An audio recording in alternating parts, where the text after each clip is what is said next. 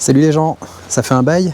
Aujourd'hui j'ai sorti la 130i pour une formation glisse et piste au centre de maîtrise du volant de Houpeil, Liège. Donc on va se mettre en route pour cette chouette expérience, j'espère. Vous êtes sur Car Broker, je suis Benjamin.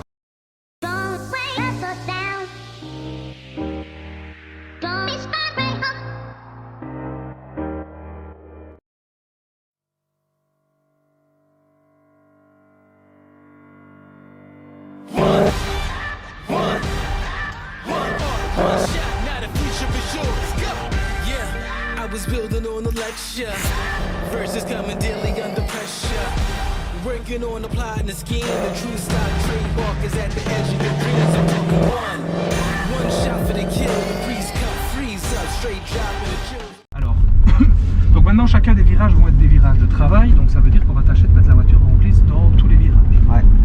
Alors, ici on a un long virage à gauche, ce long virage à gauche, on va passer dans un long virage à droite.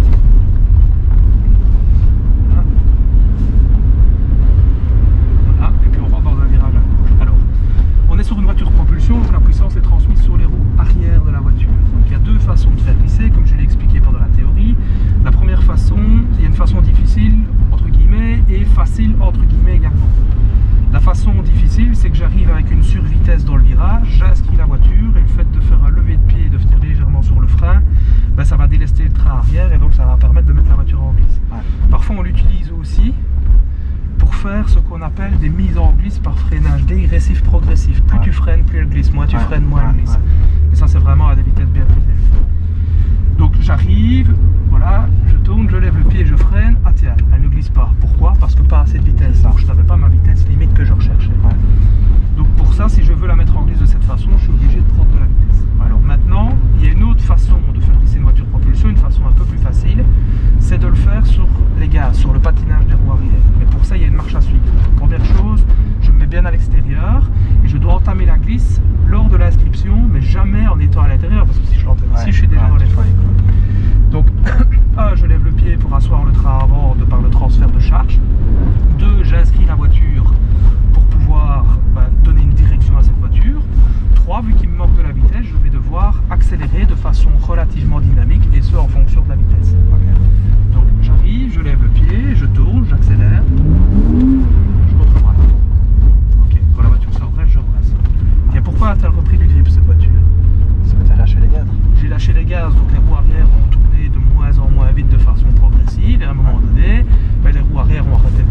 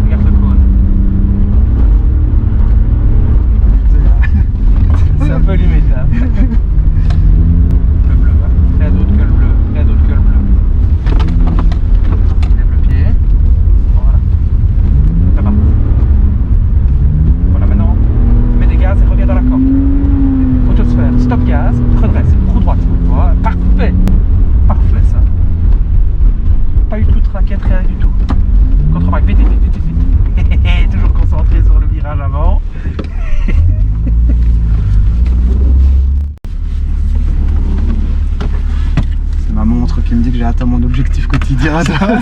C'est dingue. Mais tout à l'heure, il comptait aussi. Je suis resté dans ma bagnole, nom de Dieu.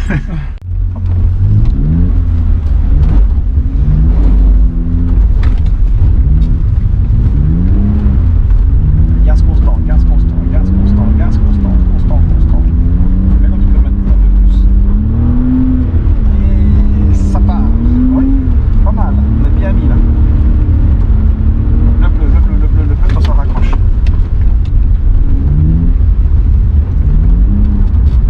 Pas trop, pas trop, pas trop. Maintenant, maintenant. Allez, gaz, gaz. Voilà. Nickel. Beau tour ça. Ouais, c'est un beau tour.